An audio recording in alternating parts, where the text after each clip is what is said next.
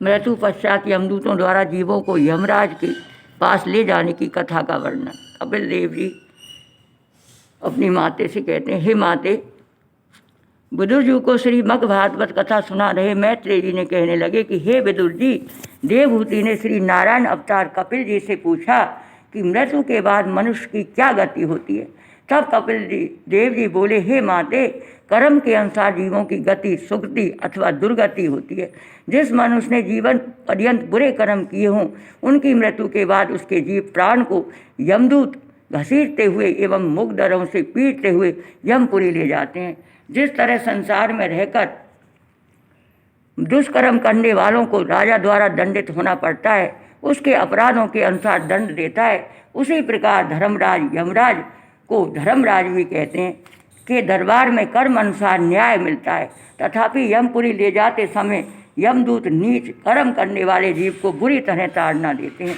मृत्यु लोक से 99,000 योजन दूर स्थित यमपुरी के मार्ग की धरती आग के गोले के समान दहकती रहती है, जिस पर नंगे पांव चलते समय जीव को अत्यंत दुख मिलता है।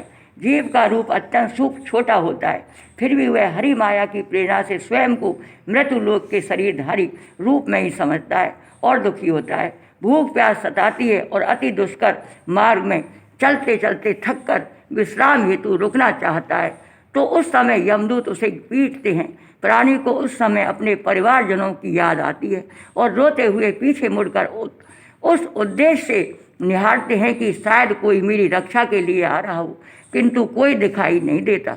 तब वह अत्यंत विकल होता है और प्रायश्चित करते हुए यह सोचता है कि जिस परिवारजनों भाई बंधुओं के लिए मैंने पाप एवं बुरे कार्य किए, अब मेरी सहायता करने में वे भी नहीं आ रहे हैं।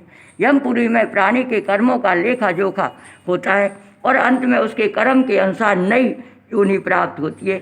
जिसके कर्म बुरे होते हैं, जिसने जिस हिसाब से पाप अथवा पुण्य किए होते हैं, उस हिसाब से उसी तरह के नरक में भेजे जाते हैं, जहाँ पहुँचकर दुख भोगते हुए वह प्राणी समय पूरा करता है और नई योनि में जन्म लेकर पुनः 84 लाख योनियों में भटकने का चक्कर प्रारंभ हो जाता है।